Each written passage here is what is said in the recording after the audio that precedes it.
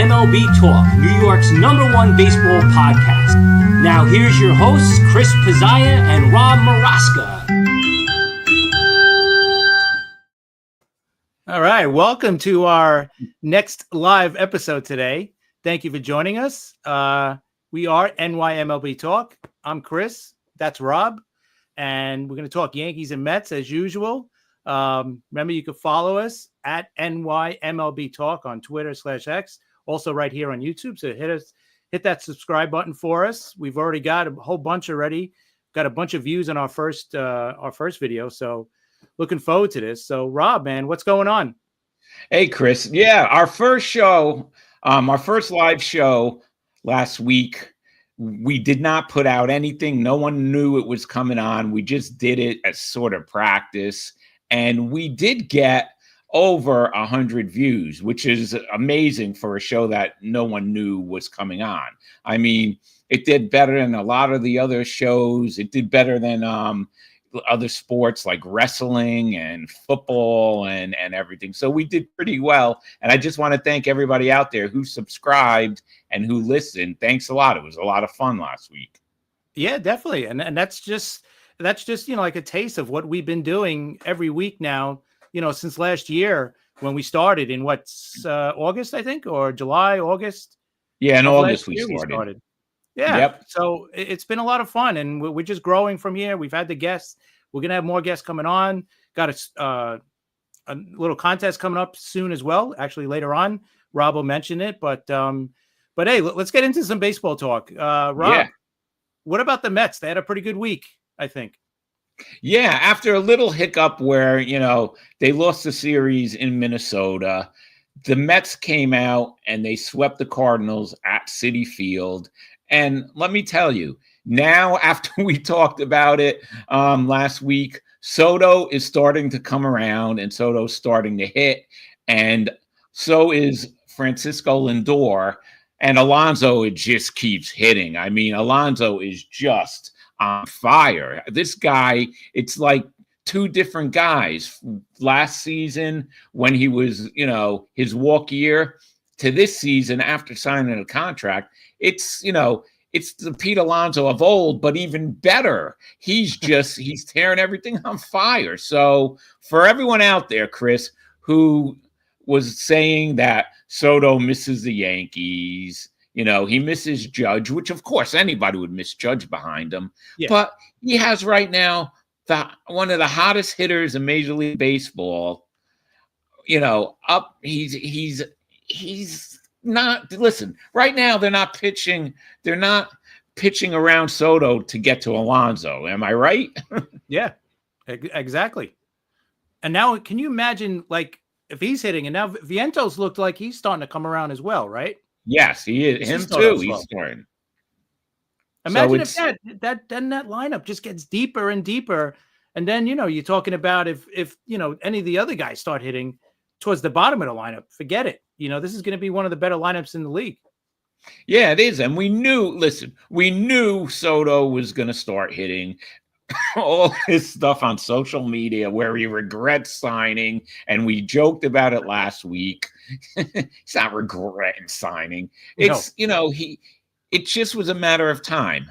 We thought maybe it was the pressure, and maybe it was the pressure of the contract. It wasn't the pressure of playing in New York. I mean, he played in Yankee Stadium. That's pressure. Played in the postseason. He played in the World Series last year with the Yankees. That's pressure. So this wasn't pressure of playing in New York. It was probably pressure for signing the biggest contract in the history of Major League Baseball.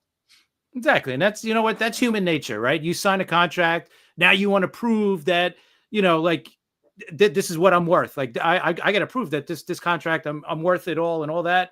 Yeah. And you're not going to be able to justify that signing in a matter of a month or 2 months. This is a 15-year contract. So you just got to go out there and play. It's a 162 game season. And that's the other thing. This guy plays every single game of 162 game season.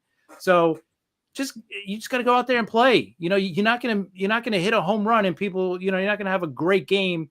And people are like, well, that's why they signed him to a 15-year, $500 million contract. No, it's going to be over the course of his career. So you just got to go out there, play every day, just like Lindor and the rest of the guys. You know, like now you see Lindor, he's starting to get going. Last year he started off slow, and then he picked it up. So for him to be picking it up now, him and Alonso, you know, I think that's just great. And Vientos, like you just mentioned, he's starting to hit a little bit, showing a little bit of life.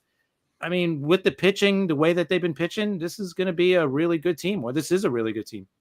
Yeah, it really is. You know, Lindor hit the walk-off on Saturday night. The Mets won. He hit another home run yesterday. He's starting to hit. It's starting to gel.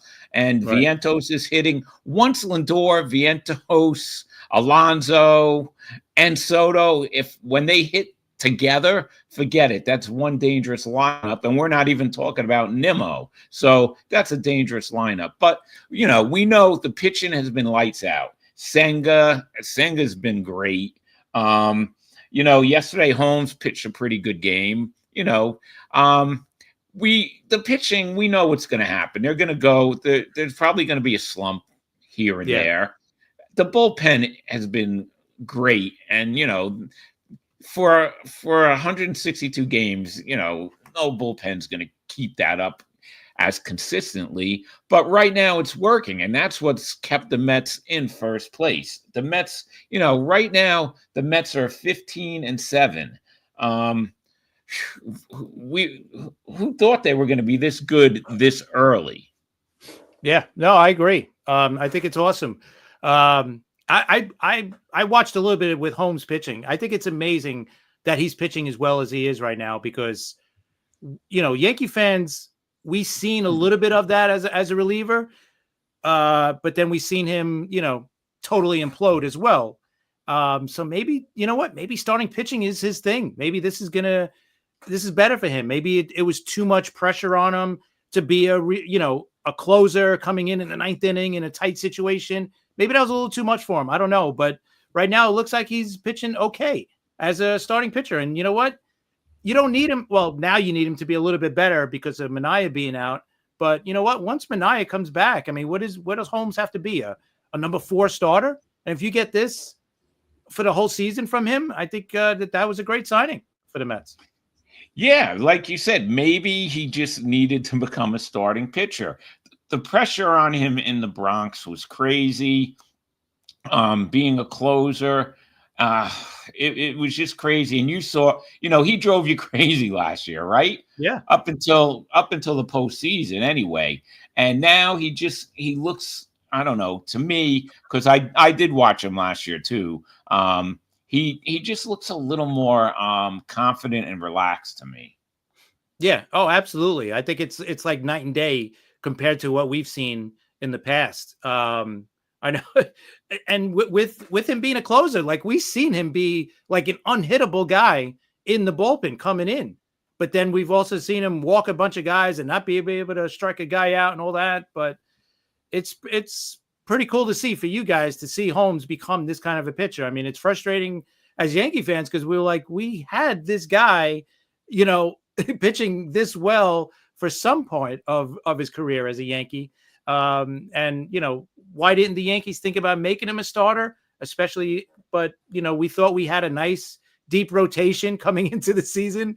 But then, you know, 3/5 of the rotation got hurt and it is what it is. Right. So, but yeah, I think it's great for him and it's great for you guys. Yeah, and listen, the Mets made the same mistake with Seth Lugo also. He wanted to be a starter.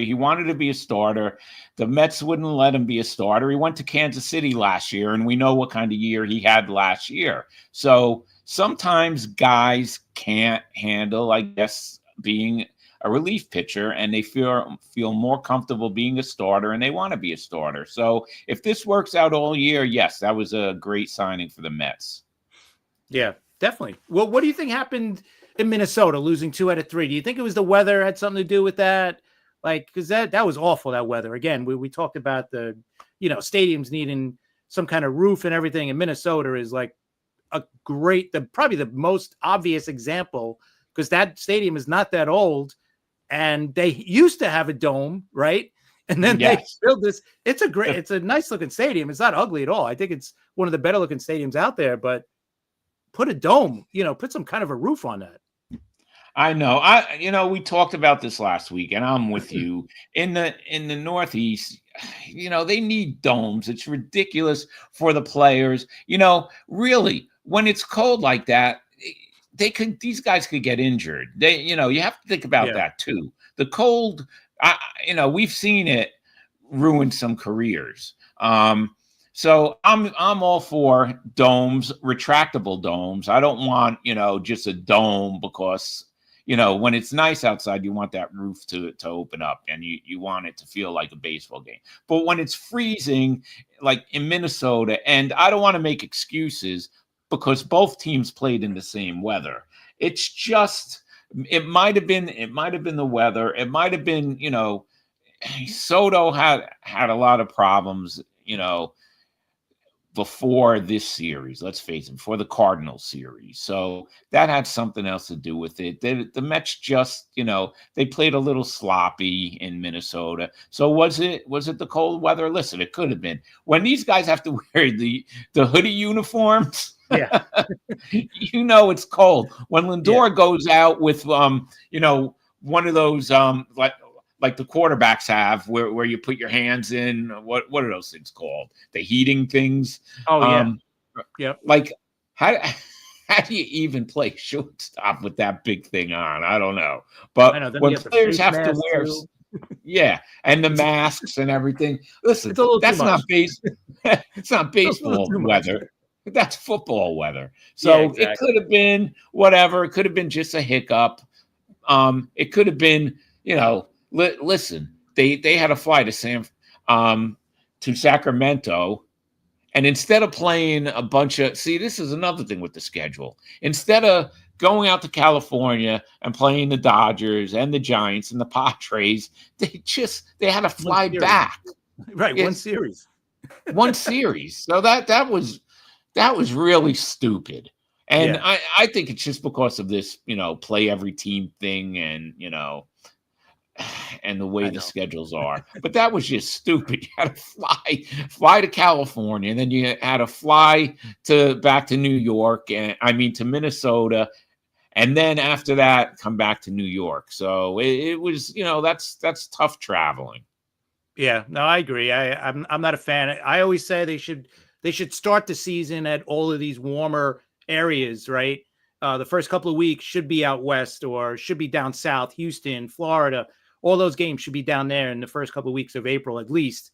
I know we're already into the end of April, but, we just had some crazy weather here in the Northeast too, with colder, and now it's warmer again. So hopefully the cold weather is behind us, at least until October, but we'll see. But before we get to the Yankees weeks, you guys got an upcoming week that's a really good test, I think, for you guys. We're going to see, all right, the Mets, they've got a great record, right? You got the best record in baseball.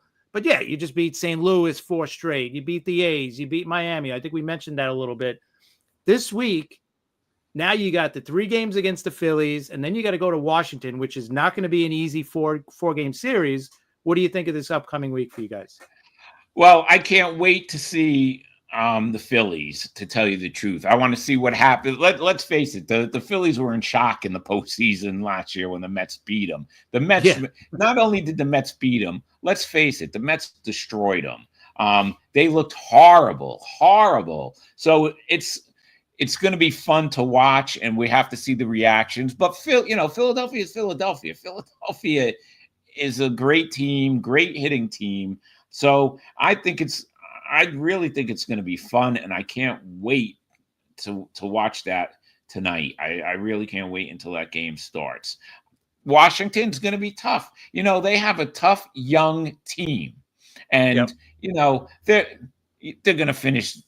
I don't know if they're going to finish in last because Miami probably. Miami's here, yeah.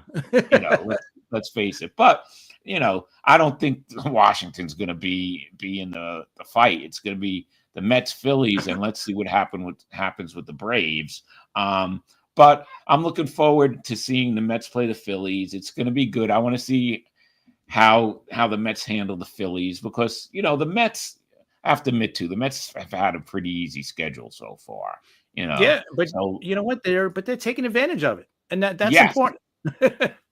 That's what you have to do. We've talked about it before. You have to beat the teams that you should beat. And the Mets, the Mets have had problems in the past with teams that they should beat and they haven't beat. Miami. It's happened a lot with Miami. So they've been doing good so far with that. Let's see what happens with Philadelphia. I'm looking forward to that. And Washington. But right now, I cannot complain. The Mets are in first place. Pitching is great, and bats are starting to wake up. Yeah, no doubt. And switching over to the Yankees, they had a pretty good week too. They started off against Kansas City, and Kansas City, they swept them, but they really do own this team. And I know they mentioned it. They haven't lost a season series to Kansas City since 2014. Okay? That's amazing. So I said, you know what? Let me look even further. So since 1969, when the Royals came into existence, the Yankees have only lost since 1969. The whole career against the Royals, they've only lost 10 season series against them total, which I think is amazing because the Royals have been pretty good, right? Late 70s, early 80s with Brett and that whole team, they were great back then. And the Yankees have only lost 10 season series against this team. Only two in the last 26 seasons. That's crazy. It is. That is crazy. Listen, the Yankees basically have always owned the Kansas City Royals. Okay. And I'm going back to when we're kids in the 70s when they had some great playoff games, but the Yankees always seem to come through and break Kansas City's heart. So it's been going on for years and years and years. But that stat you just read to me is just amazing. It's mind-boggling. It's crazy. Like I had to look it up, and I'm like, wait, they lost it, and it's just incredible the dominance the Yankees have over the Royals. For the whole time here. The only other team that I think they own more is the Twins. The Twins, since the Twins moved to Minnesota, before that they were the Senators, right? Yes. When they first got there, so it was since 1961, the Yankees have only lost, 10 series against Minnesota since 1961, which is crazy too, because it's different because Minnesota's been probably mostly bad considering, they had a little bit of a run, right? Obviously the late 80s, early 90s when they won the 2 World Series. And listen, and the last 20 years, they've been pretty good. And we see what happens when they play the Yankees in the playoffs. It's pretty amazing how one team can just be that much better than the other team, no matter what. Because, we see it. Like, you guys lose to the Marlins. We lose to, Tampa when they're bad, or, we'll lose to bad teams, the A's, whoever. But just these teams, they just dominate against. And I think it's pretty amazing. Yeah. And that stat you just said about Minnesota, since they moved to Minnesota from being, from the Senators, I bet you the Yankees probably killed them when they were Senators too. The Senators, it's funny because the Senators, my father was in the minor leagues for the Washington Senators, and they were really bad. I heard some stories. So the Yankees, I'm sure when they were the Senators too, the Yankees, especially then, in the 50s, they dominated. So that's a stat. The Kansas City stat, though, the recent one, that is amazing.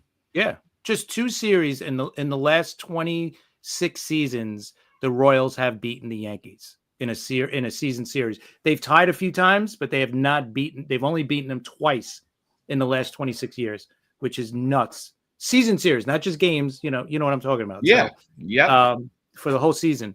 But so they swept Kansas City. Devin Williams, great news. He saved 2 out of the 3 games. Looking great, right?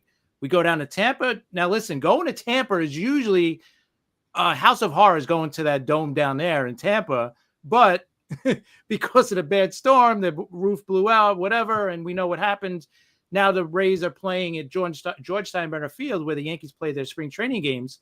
So it definitely had a different feel to it. It had a more confident feel to it going down there than going to play in Tampa in the dome. So, But they take the first 2 games. Williams closes out one of them.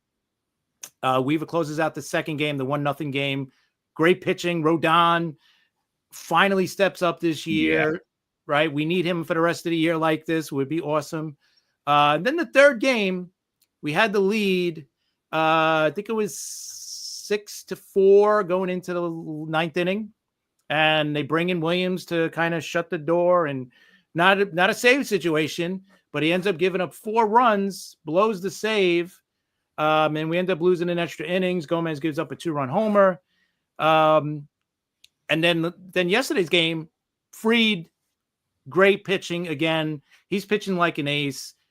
After Cole got hurt, we said it, Fried had to step up and be the ace.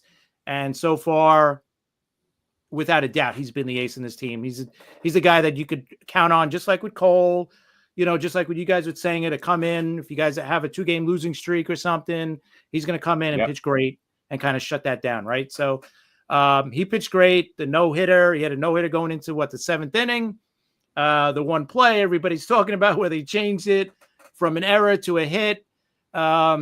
Listen, I thought after a call, you don't wait 3 innings to change, what they consider a hit instead of an error. But like you said, I think in the past we've seen this happen, but I don't know about 3 innings, right? I thought that was kind of strange. But the play itself, when you look at it, it probably should have been a hit, because even if Goldschmidt comes up with it cleanly and throws it to first, that kid he runs like the wind. So I doubt if they get him at first. So it's probably a hit, but whatever. Listen, still a great game. Still a great pitch game by Fried. Hats off to him. Pitch like the ace. So taking 3 out of 4 against Tampa is always a good thing, And like I said, it's a different feel playing in George Steinbrenner Field than the Trop, for sure. Yeah, let's face it. It was like 4 home games for the Yankees, really. I mean, more or less. It's except they didn't bat last. That's it. But that they were Yankee fans, and it's just a weird, like you said, it's a weird feel. I was watching the games. It's just, these guys playing in these minor league stadiums basically is what they are. That's a spring training facility, but still, it's just weird. But let's talk about Williams for a second. Do you think he's still having the Pete Alonso effect from that? Well, I'll say this. As a Yankee fan, I'm a little concerned, just a little bit right now. I know it's early, and I've seen him pitch well so far, so I'm not totally alarmed, but the Yankee fan in me has seen, and just like you as a Met fan, you've seen players come here, and we talked about it a little bit in our last episode, where they come here, they're great players, and then when they come here, they sign here and they poop the bed, right? We've seen it too often. Guys just can't play in New York, I guess. I don't know. It's a thing. I don't know why it's a thing, but it's a thing. It's too much pressure. Whatever it is. But I see it too often, not for that to kind of make you go, oh, wait a minute, this can't be, please don't let this be hit about that, about Williams, where he's coming, and listen, it's a big transition, right? Milwaukee to New York, that's a big, it's a big step here. So I'm going to lean on his career, where March and April is not his greatest months, just under 4 ERA, career ERA for those 2 months for him pitching. So I'm going to lean on that. The rest of his career, May, June, July, August, September, are all great months for him. Under 2 or just over 2 ERA for his career. So I'm going to lean on that and say, okay, he just got to settle in. It's New York. He just had a kid 2 weeks ago. I'm just going to kind of lean on that, because there's so much of his past that you could look at and go, man, this guy's been a dominant reliever for how many years, right? Yeah. So I'm going to lean on that. I'm not going to be Mr. Yankee fan thinking, oh, this guy stinks. He's got to be he's got to be taken out of the closer role, and Weaver should be the closer. I love Weaver too. And he closed out a game this week too, which is great. The 1-0 game. But listen, I'm going to lean on, he'll be fine. He's going to settle in. It's New York. Everybody takes a little while to settle in. We've seen that too often. So I feel pretty good. Do you think it's Alonso that broke this guy with that home run in the playoffs, or do you think he'll settle in? You know what?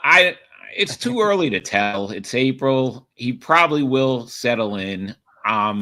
Because like you said, before that he had in the series before that he had 2 saves, right? He saved 2 games. Yep. Okay, so right there he saved 2. He didn't blow 2. I mean, anything could happen, but he's been a dominant closer. I think he's going to be all right. I think it's too early. If I was a Yankee fan, I'd go with what you're saying, and just see what happens. I think he's going to be all right. I think he's going to settle in, and he's going to be the closer he was. I mean, you have to go by his history, right? That was just one pitch. Okay, it did end their season and their playoff run. It was awful. Did. Yeah, it was awful. Okay, it was, for me, it was great, and yeah, I loved it, and I'd like to watch it again and again. But to be serious about it, you have to go by his career and what he's done so far. So I think he's going to settle in and he's going to be fine. Yeah, exactly. I mean, and the other thing that got us a little worried is, when you look at the post game interview afterwards, he didn't look good. Like he looked like, man, why did they trade me to New York? Like that's the kind of look he had on him. Like, man, I don't know if I like New York. I don't like all these people asking me, serious questions like, why did I stink today? Or why did I throw this pitch? Or, like you could tell, like but I think he'll be fine. I really do. I think he's going to be fine. He's going to make his adjustments, whatever is off on his pitches, because, his changeup or whatever it is it's one of the better pitches in the league. So I think he'll be fine. So we'll see what happens with him. And just looking forward to this week for the Yankees. They start a 3-game series at Cleveland. We know what they did in the playoffs. Like we took care of them in the playoffs in the ALCS.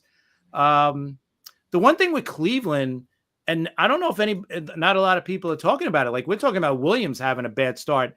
Look at what Clase is doing, right? And that guy was unhittable last year, right? I mean, that guy was incredible last year. Reliever of the year and all that stuff, but this year I think he's got like a 9 ERA, if I'm not mistaken.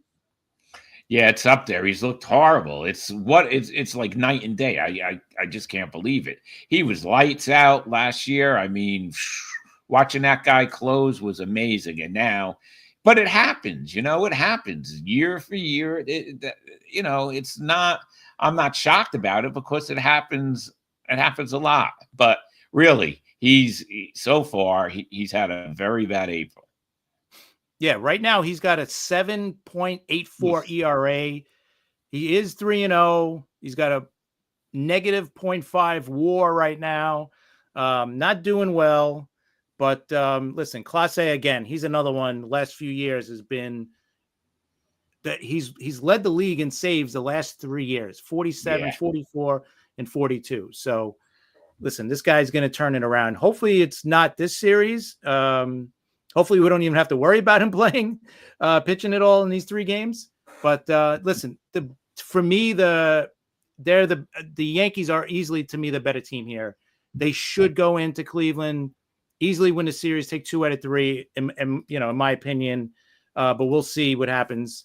Then after that, then they come back home for a 3-game series against Toronto, which I think is a really good test too, because Toronto's playing really good ball for this first, few weeks of the season so far. So I'm looking forward to that because Toronto, listen, the Yankees, Toronto, always a good rivalry, even with Cleveland. So these next 2 definitely are big, and then I think they got later on, they go to Baltimore.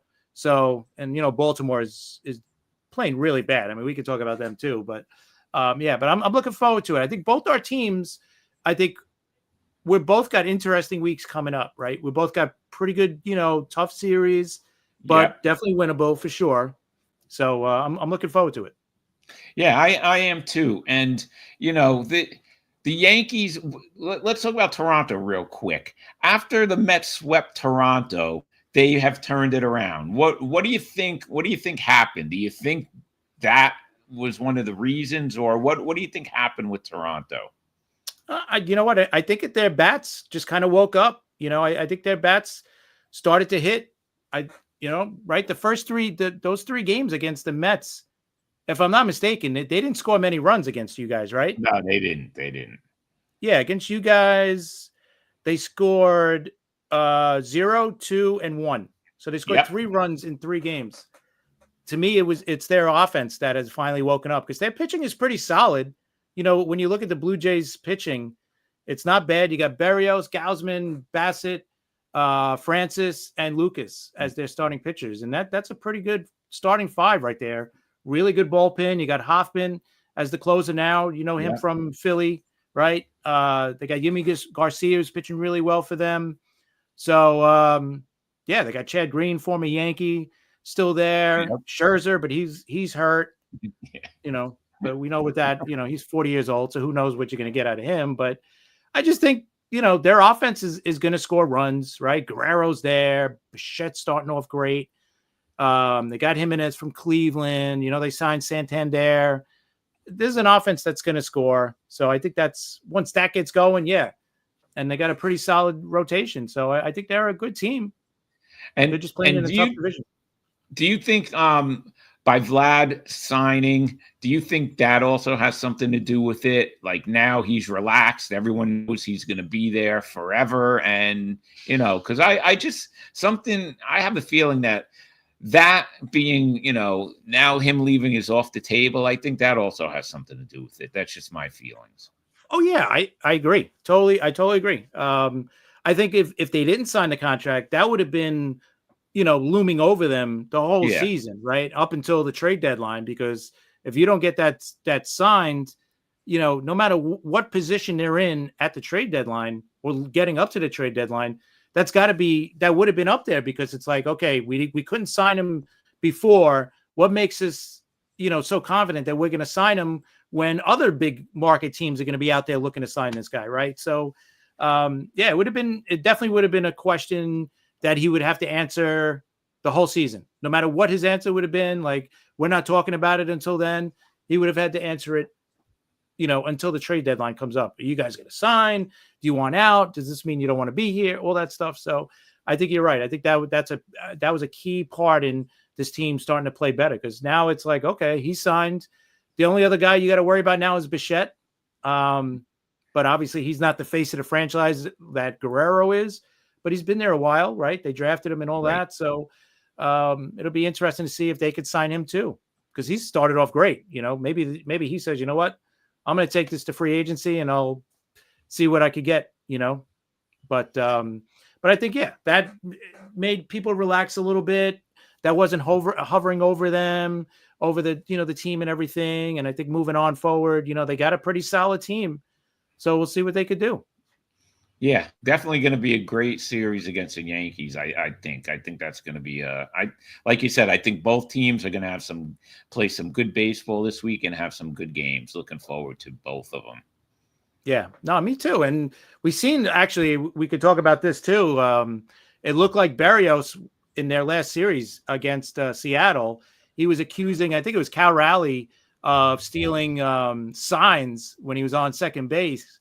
And there was a bench clearing brawl because of it and everything. What are your thoughts about this whole sign stealing stuff? Listen, there's been sign stealing ever since the beginning of baseball. And if it's not done like Houston did the year they won that first World Series 2017, where they're banging stuff and it's just ridiculous with whatever cameras they had, whatever they did, that was ridiculous. If it's not like that and it's just, guys can figure stuff out, that's the game of baseball. And you really can't say much about it because every team tries to get that advantage, But what I don't understand, and I saw the article and what caused the benches, to run out on the field? Like, what was it? Just words? I mean, why did the bench clear? Yeah, I think Berrios said something to whoever it was as he was walking off, because I think they were taking him out in the middle of an inning, and as he was coming off, I think he had some words with. It might have been Raleigh on the base path. I'm not sure. But okay. I think that's how it started. And then, it became what it became. But Yeah, listen, I'm with you. It's part of the game, right? As long as it's on the field and you're not using some electronic device, like the Yankees got caught using the smartwatch, I think, them in Boston Yeah. or whatever it was. I don't know. Just it is what it is. If it's on the field, who cares? I really don't care if it's on the field because it's part, like you said, it's been part of the game for how long, right? So I'm totally fine with it. Yeah, It's crazy. I am. They're going to do that, and it's just funny though that these it was another typical bench clearing in baseball. Nobody threw any punches. They just ran out there, and it was over. So it was no big deal. And you know what? So what? Then just you're going to have to change. However they're stealing the signs, you just have to adjust to it. That's all. It's no big deal. Everybody else. It's pretty easy. Right? And right. And what I'm thinking too, like, what are you making signs for? Don't they have the pitch com? Like, why aren't you using the pitch com like everybody else is? We wouldn't be talking about this right now.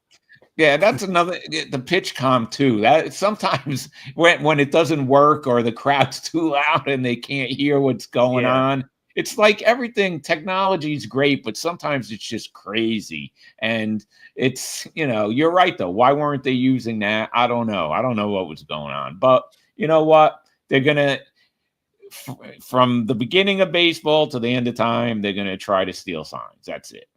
Yeah. No, that is true. That is true. So, but and just looking at the rest of the league, listen, the Mets right now, 15-7. They got the second best record. San Diego 16-6, and then of course the Dodgers right there 16-7. And of course the Yankees 14-8. They got the best record in the American League. Anybody else sticking out to you that we got to kind of look at? Well, we talked about it that that National League West. San Francisco's 14-8, right? Yeah. I'll tell you, and Arizona's 13-9. So it's like 3 games separate Arizona from San Diego and Los Angeles. The Dodgers do have one more loss than San Diego. They lost 7 games.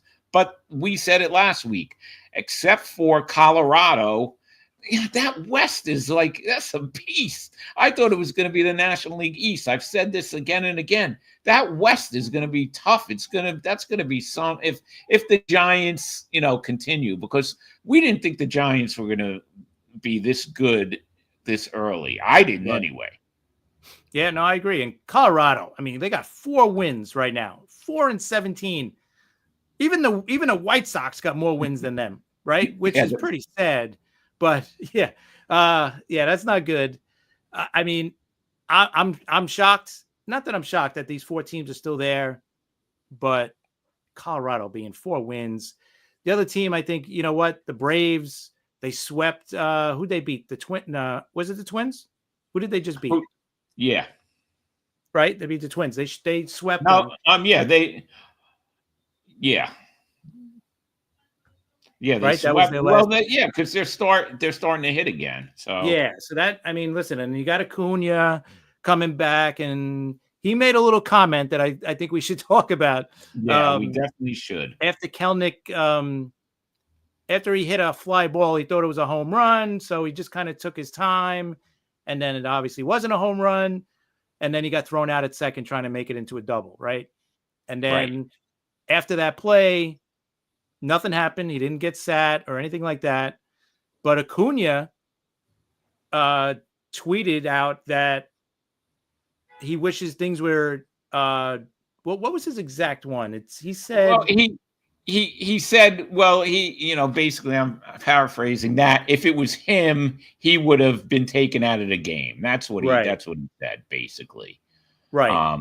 Because of what happened in the past. And something, I don't know if he's right and what he's directly getting to, but here's my take always.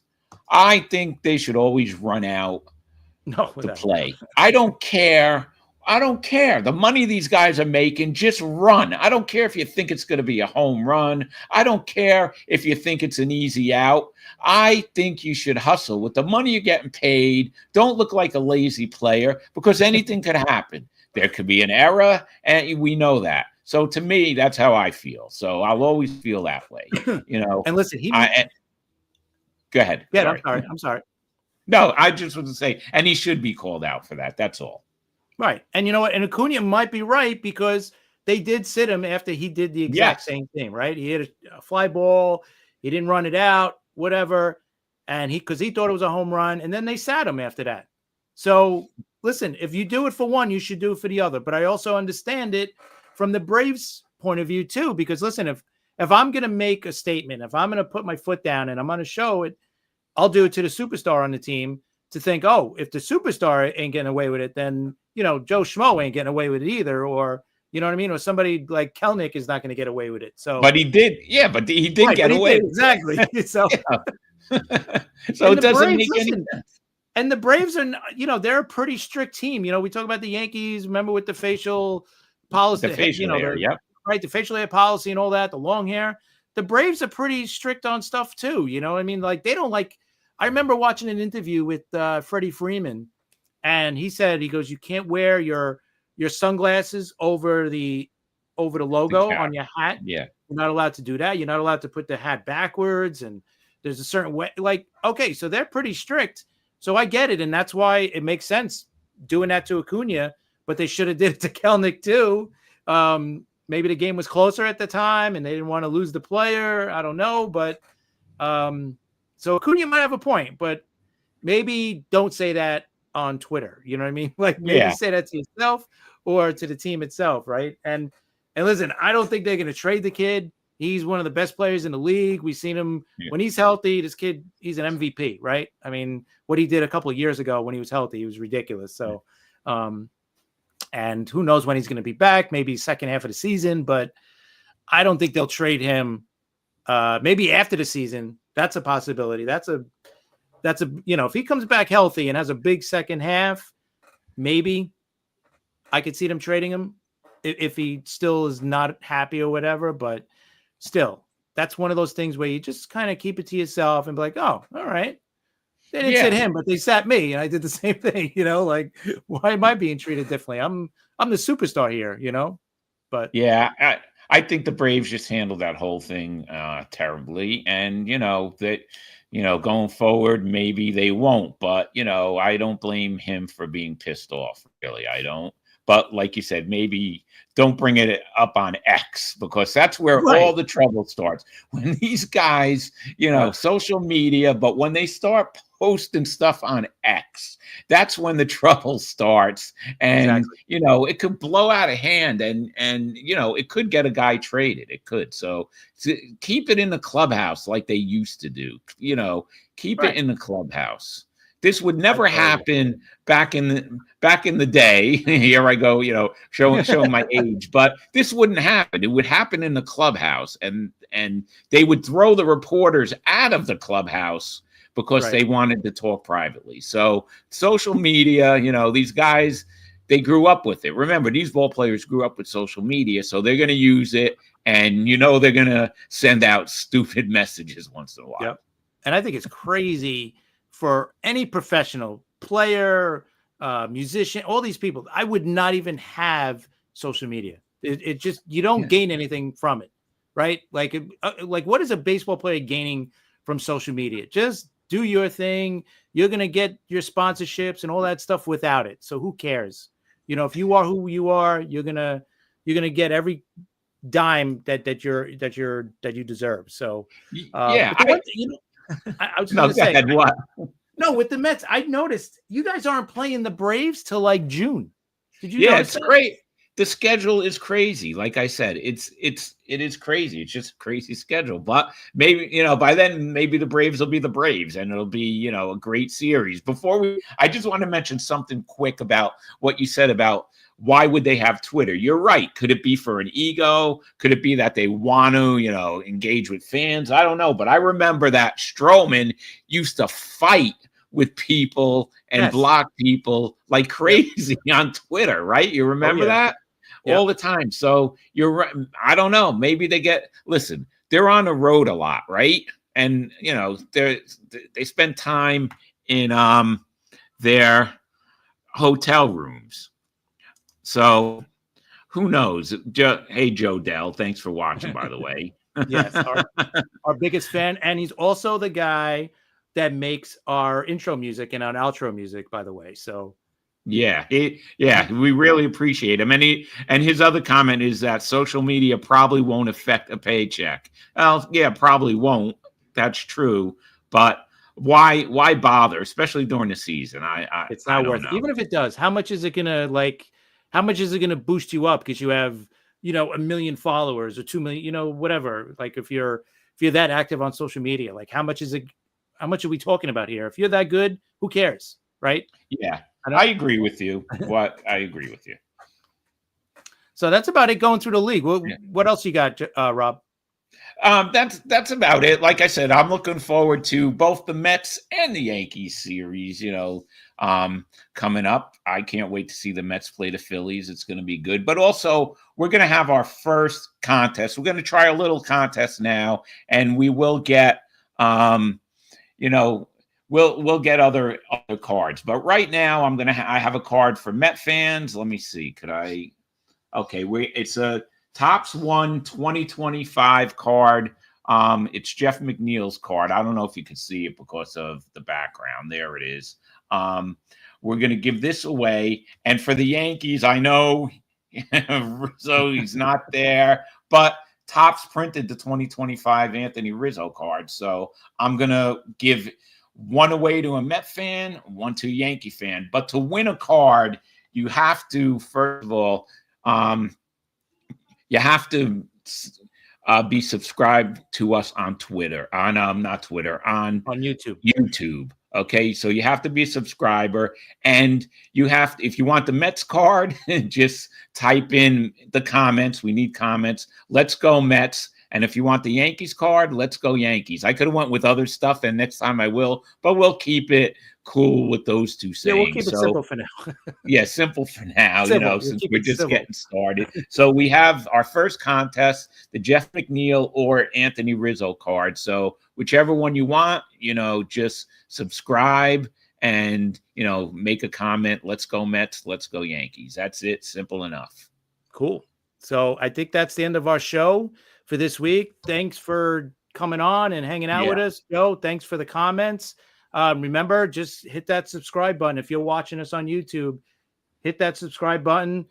Like Rob said, if you want the Met card, let's go Mets. If you want the Yankee card, let's go Yankees. Put that in the comment section, and then we'll find you and we'll get you this card. So until then, we will see you guys on our next show.